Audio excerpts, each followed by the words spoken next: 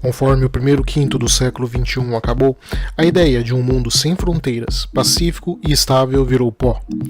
A ideia de que a economia sozinha iria resolver os problemas do mundo e que um planeta interconectado iria ser mais seguro se provou como um mito de economistas que apenas enxergam números em papel e ignoram a realidade. Em apenas 20 anos, o mundo viu uma série de transformações geopolíticas que mostram que esse século será caótico e agonizante, que haverá ainda pesadas mudanças na estrutura geopolítica global e que a crise do coronavírus é apenas o começo de muitos outros problemas que estão para vir. No vídeo de hoje, vamos ver o primeiro de 5 países que acredito estarem rumando para uma situação tão caótica e desesperadora que talvez até mesmo exista a chance de não chegarem ao fim do século com a mesma configuração nacional de hoje. Mas antes disso, não se esqueça de se inscrever no canal, ativar o sininho e compartilhar o vídeo com todo mundo que você conhece. Meu nome é Adriano Peta e esse é o Geopolítica Mundial.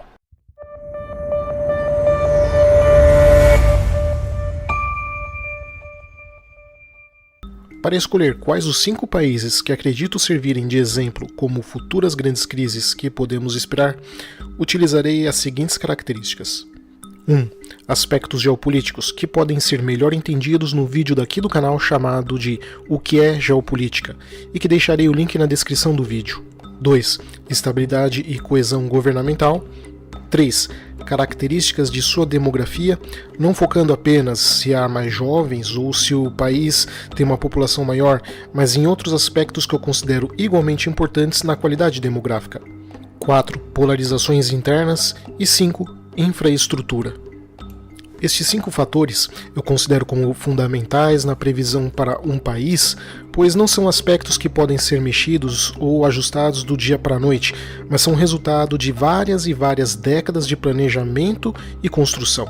Além disso, por razões óbvias, essa análise não leva em consideração eventos tidos como surpresa que podem impactar diretamente a política interna ou externa dos países. Por exemplo, antes do 11 de setembro de 2001, ninguém falava que os Estados Unidos iriam ficar 20 anos no Afeganistão e mais de 10 no Iraque. Ou então, em novembro de 2019, ninguém poderia sequer imaginar a bagunça que iria acontecer meses depois por causa da pandemia global no início de 2020.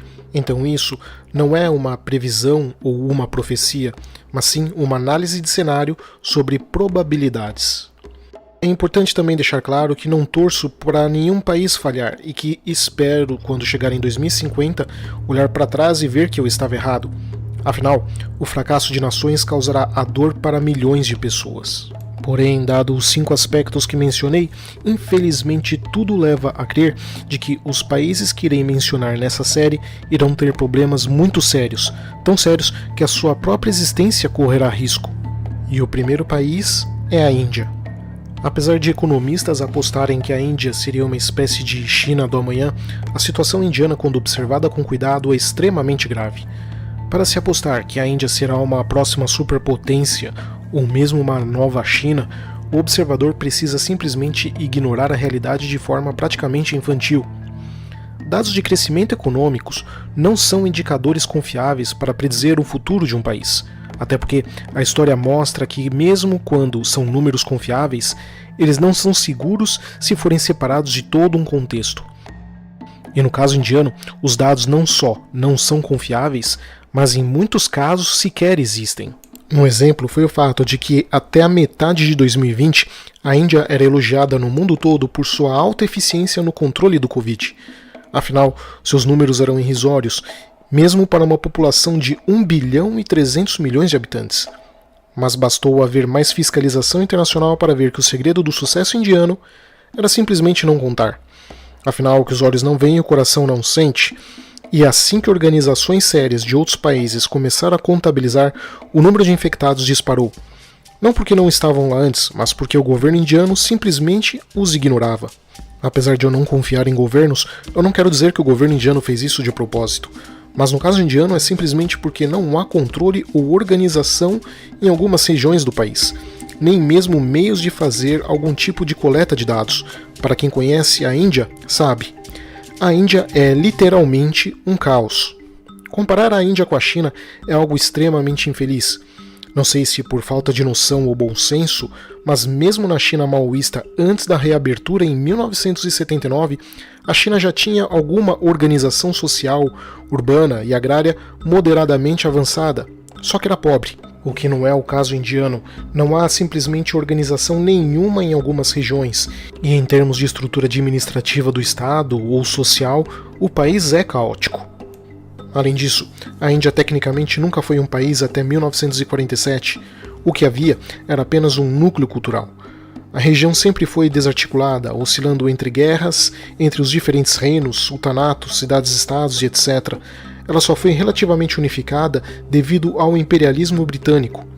A Índia é um país novo, mas é uma civilização muito antiga, mais antiga até do que as civilizações europeias, e carrega consigo cicatrizes milenares de hostilidades antigas. O que é diferente da China, que apesar de ter o seu limite geográfico variando ao longo de 2 milênios, já possuía um núcleo administrativo centralizado e coerente bastante desenvolvido desde antes de Cristo. E esse fato não é pouca coisa, ou só uma liçãozinha de história. A Índia até hoje tem problemas em administrar os estados justamente por causa dessa enorme diferença cultural, étnica, linguística, religiosa e etc., havendo sérias rivalidades em vários desses grupos. Característica que na China não é algo muito problemático há muito tempo na maior parte do país, ou que pode ser considerado pelo menos estabilizado desde 1949 por Mao Tse-tung. Até porque ele e seus companheiros de partido não eram pessoas que sabiam lidar muito bem com divergências ou diversidade.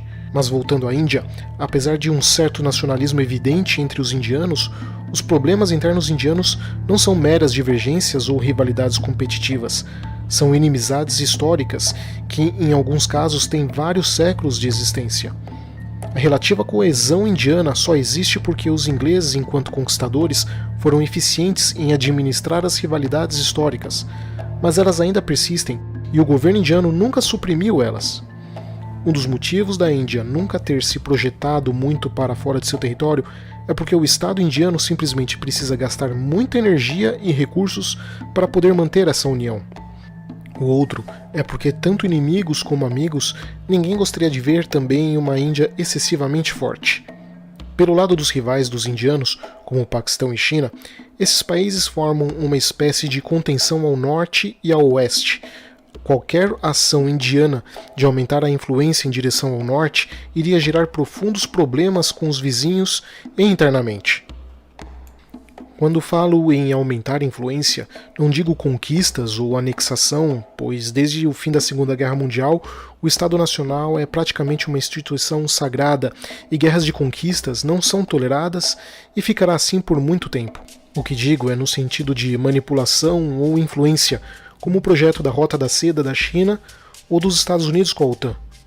Não só tentar ser mais ativa sobre China e Paquistão seria um problema grave, porque ambos os países são fortes militarmente e hostis a Nova Delhi, mas também porque possuem armas nucleares. E no caso da China, controlando o Tibete, os chineses têm condições o tempo todo de atingir o núcleo hindu, a parte principal do Estado indiano, sem correr grandes riscos de retaliação. Isso sem falar que, a partir ainda do Tibete, a China controla também o acesso das águas potáveis que abastecem centenas de milhões de indianos na região. A Índia teria que tomar o Tibete numa operação relâmpago para ter qualquer chance, e isso obviamente é impossível. Para entender melhor o dilema tibetano, assista ao outro vídeo daqui do canal, porque a China precisa do Tibete para entender isso com mais detalhes. Mas isso iria ainda trazer enormes problemas internos. É difícil dizer quantos grupos indianos iriam ascender ao patriotismo e querer lutar, ou quantos iriam tentar criar insurreições contra o governo. Afinal, como eu disse, são hostilidades que já existem há séculos em alguns casos, e é difícil enxergar exatamente o grau de profundidade que eles atingiriam em caso de conflito. E um desses desafios que a Índia tem é o próprio Islã. Tentar influenciar mais a região seria trazer mais muçulmanos para dentro da órbita indiana, que na verdade tem interesse em fazer o oposto, mantê-los longe. Se as pessoas acham que no Ocidente há algum atrito religioso por causa de cristãos e muçulmanos, ou de judeus e muçulmanos, é porque elas não fazem ideia de quão problemático isso é na Índia. O atrito entre budistas e hindus com o Islã é muito, mas muito maior do que no Ocidente. Além dos atritos com seus vizinhos muçulmanos, o Islã também é causa de violentos choques dentro da própria Índia, e a repressão do Estado indiano, que se sente acuado pelo islamismo, só aumenta ano após ano. Generais indianos até mesmo têm insistido em leis que proíbam muçulmanos de entrar nas forças armadas ou nas forças de segurança pública, e políticos indianos têm simpatizado com essa ideia.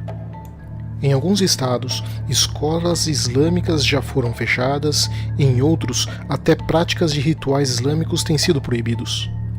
Para o Estado indiano, aumentar a repressão ao Islã pode até parecer uma boa ideia num primeiro momento, para atender aos grupos hindus, budistas, cristãos e sikhs, mas o problema com isso é que a população islâmica na Índia é a que mais cresce. Ou seja, no intervalo de 20 anos, ou a Índia terá um sério problema ao tentar conter uma grande parte da sua população muçulmana, que é vizinha de países como o Paquistão e Bangladesh, de maioria islâmica, ou terá que fazer reformas e lidar com fortes insatisfações justamente dos outros grupos religiosos e étnicos contrários ao Islã. E como disse anteriormente, o outro problema, por sua vez, são os próprios parceiros da Índia. Ainda que vários países tenham tentado se aproximar da Índia para conter a China, por outro lado, ninguém quer substituir uma ascensão chinesa por outra indiana na Ásia Central ou no sul da Ásia. Se uma tentativa indiana de projeção ao norte poderia causar os problemas que eu mencionei, uma projeção ao sul também não ajudaria muito para a ascensão indiana, pois o Oceano Índico em si não é convidativo devido à falta significante de porções terrestres. E mesmo as poucas ilhas que lá existem já estão sob alguma forma de controle de França, Inglaterra e Estados Unidos. Logo, a presença indiana já existente em Seychelles, Maurícia, Madagascar, Omã ou uma tentativa de expansão pelo Oceano Índico estará condicionada por essas potências, salvo exceção de Sri Lanka, ainda dentro da órbita indiana, apesar de fortemente disputada e influenciada pela China. Ao mesmo tempo que projeções em direção à costa leste africana seria muito difícil para a Índia, dado o fato de que o continente já tem a presença consolidada de norte-americanos, europeus e chineses. Isso sem falar que a saída dos Estados Unidos do Afeganistão jogou uma batata quente enorme na mão de todos aqueles países da Ásia. Diferente do que leigos pensam de que a guerra do Afeganistão foi inútil ou perdida, é preciso ver a situação a partir de noções geopolíticas e temporais. O mundo em 2001, quando os Estados Unidos entraram no Afeganistão, é um mundo bem diferente do que o de 2021 com os Estados Unidos saindo. Com a reascensão do Talibã no Afeganistão, a região corre o risco de se tornar o novo tumor e epicentro do extremismo islâmico na região, o que pode no médio e longo prazo se espalhar pela Ásia Central e subcontinente indiano, se espalhando para os países da Ásia Central como o Tajiquistão, Quirguistão ou Cazaquistão. A situação seria problemática para a Rússia ter que resolver, bem como poderia tumultuar também Xinjiang na China. Mas nesses dois casos acredito que tanto a Rússia como a China possuem condições de conter o problema. Porém, no sul da Ásia, a situação é pior. Historicamente, o ISI, o Serviço de Espionagem do Paquistão, sempre teve um grau de controle sobre as atividades do Talibã, mas dada a complicada situação interna paquistanesa, é questionável por quanto tempo os paquistaneses irão conseguir conter o extremismo islâmico ou até se não irão usar isso contra a Índia, como já o fizeram no passado. Ainda mais considerando novamente a crescente população muçulmana dentro da Índia e da relação que a maioria desses grupos tem com o Paquistão e com o Afeganistão. Ou seja, o risco desse problema se espalhar para dentro da Índia é grande e só piora o problema que eu mencionei antes. É claro que se eventualmente os estrategistas e lideranças indianas conseguirem manobrar bem, esse cenário pode até mesmo ser uma oportunidade enorme para os indianos se tornarem de fato uma potência, mas eu particularmente não aposto nisso. Afinal, a relação do Estado indiano com a parte muçulmana da população ela é extremamente sensível e qualquer mudança muito radical pode gerar outros tipos de problemas com outros grupos religiosos e étnicos. E apesar da população indiana continuar crescendo, as estatísticas populacionais demonstram que a Índia irá parar de crescer a partir de 2060, quando começará a envelhecer. E o problema dessas estatísticas até agora é que frequentemente elas têm sido revistas de forma negativa, Ou seja, em vários países, a cada ano que passa, o pico produtivo tem sido antecipado. Em geral, após um tempo, a taxa de natalidade cai e o envelhecimento populacional sobe mais rápido do que o previsto. Mas supondo que a Índia de fato atinja o seu cume populacional e produtivo em 2045, eles teriam apenas cerca de 25 anos para melhorar a infraestrutura fundamental, como saneamento básico, distribuição de energia, padrão de saúde, etc. Do contrário, a partir de 2045 terão que fazer tudo isso com uma população envelhecida e menos produtiva. Isso é, atingirão um nível de envelhecimento grave e perda da força de trabalho sem antes ter atingido um padrão adequado de vida. Coisa que a China já tinha resolvido em sua maior parte pelo menos 15 anos antes de ter atingido o seu pico produtivo, que foi em 2017. Esse fato, somado à questão democrática, é outro ponto para se analisar. Analistas apontam como vantagem sobre a China o fato da Índia ser uma democracia e que isso supostamente tornaria a Índia mais estável do que a China. Porém, isso é mais complicado do que os que dividem o mundo binariamente entre ditaduras e democracias conseguem imaginar. Até porque há ainda um outro fator político que tem aumentado na Índia além do Islã, que são as insurgências maoístas, que embora sejam de menor escala do que as tensões entre hindus e muçulmanos, também têm contribuído para a polarização política indiana. A Freedom House, uma organização internacional que realiza pesquisas sobre os direitos humanos e democracia no mundo, rebaixou em 2021 a posição da Índia para parcialmente livre na maior parte do país, colocando ela no mesmo nível que Equador, por exemplo. Mas em algumas áreas do país, o rebaixamento foi ainda maior, para sem liberdade, colocando essas áreas no mesmo nível que o Afeganistão. É claro que em todas as nações democráticas, pessoas reclamando que o país não é democrático é regra, mas no caso indiano isso merece uma atenção em especial. Ao olharmos o tal enriquecimento do país, vemos que a desigualdade social na Índia a cada ano que passa aumenta mais. Os 10% mais ricos da população indiana detêm 77% da riqueza nacional total. Isso, em último caso, até poderia ser ignorado como problema se não fosse pelo fato de que essa desigualdade aumentou em uma velocidade muito alta. A Índia formalmente é uma república, mas na prática é uma espécie de confederação, com os diferentes estados competindo entre si e disputando força diretamente com a capital Nova Delhi. Outro problema, quando se compara a Índia com a China, é esquecer de uma coisa pequena, mas que no longo prazo faz muita diferença, que é a capacidade de atração e retenção de cérebros. Enquanto estudantes chineses vão para as melhores universidades do mundo, a maioria volta para a China. Mas o mesmo não acontece com os indianos. A maioria que tem a oportunidade de estudar fora dificilmente volta para a Índia. Isso sem falar que as universidades e empresas chinesas conseguem atrair uma quantidade gigantescamente maior de profissionais qualificados para dentro da China. Mas as universidades e empresas indianas não. Não só a China oferece salários melhores, mas outros fatores como segurança e padrão de vida também impactam na hora de trazer estrangeiros qualificados. E não estou falando de uma comparação da China de hoje com a Índia de hoje. Eu falo da Índia de hoje com a China de ontem. A China já conseguia trazer profissionais qualificados de outros países para as universidades e centros de pesquisas chinesas desde os anos 90, ou seja, muito antes de sua ascensão ser considerada. Aliás, este foi um dos fatores que fez a China se tornar a potência tecnológica que ela é hoje. E com relação ao bloco geopolítico, os BRICS, formado por Brasil, Rússia, Índia, China e África do Sul, isso iria turbinar a posição indiana? Primeiro temos que deixar claro logo um filtro. Os BRICS nunca foram e nem nunca poderão ser um bloco geopolítico, pois simplesmente não há geopolítica nele. Aliás, ele nem mesmo poderia ser chamado de bloco geoeconômico. Ele seria apenas, no máximo, um bloco econômico, sem o geo. Mas isso vamos deixar para outro vídeo, pois eu teria que novamente explicar o que é geopolítica. Focando nos BRICS, o que os entusiastas de papéis com números acreditavam no início da década de 2010 é que o bloco iria até servir como plataforma de discussão entre Índia e China. Mas como ficou claro nos últimos atritos na região do Himalaia, amigos, negócios à parte. Ou nesse caso, inimigos, negócios à parte.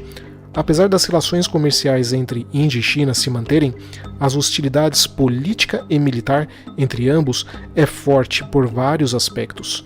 E depois das cenas onde soldados indianos e chineses literalmente se pegaram na base de pedradas e pauladas, ficou ainda mais claro que os BRICS não serviram em nada para diminuir a tensão dos dois países, pois novamente há moedas mais importantes do que dinheiro e posição e vantagem geográfica é uma dessas moedas. Outro fator sério que pesa contra a Índia é a sua enorme dependência de energia, sobretudo o petróleo que vem do exterior, em especial de países do Oriente Médio de maioria muçulmana. Ou seja, a pressão de Nova Delhi sobre a parte islâmica da população pode causar danos nas relações indianas com os países do Oriente Médio. Já na busca por outros meios de fontes de energia, a situação não é melhor, pois, como mencionei, a questão hídrica é fortemente influenciada pelo controle chinês no Tibete. Eu, particularmente, acredito que a Índia sim continuará tendo bons resultados econômicos no curto e talvez médio prazo, até 2030 ou 2035 pelo menos, até porque é impressionante e elogiável uma série de conquistas que os indianos tiveram, sobretudo na parte espacial e química, mas eu não apostaria nem de longe em chamá-la de próxima China. A probabilidade da Índia mergulhar em uma situação desesperadora e caótica no intervalo de 30 anos é muito alta, e as chances da Índia terminar o século XXI na mesma configuração territorial ou política é bem pequena. É difícil dizer o que irá ou não acontecer, se teremos uma espécie de explosão de movimentos separatistas, que por enquanto parece improvável, mas o fato é que reformas mais profundas seriam necessárias para o Estado indiano continuar crescendo, e essas reformas não são fáceis porque inevitavelmente irão causar choque na população e nas elites indianas. Mudar hábitos, mudar culturas, gerar infraestrutura em quantidade eficiente e criar uma quantidade decente de geração de energia não é algo que se faça do dia para a noite ou na base da torcida e pensamento positivo. São coisas que são frutos de pelo menos 3 ou 4 décadas de planejamento e implementação.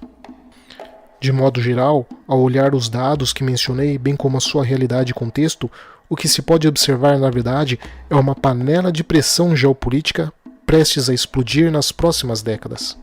A Índia, sim, merece uma atenção em especial porque existe uma enorme probabilidade dela se tornar o epicentro de uma nova grande crise humanitária e política no século XXI.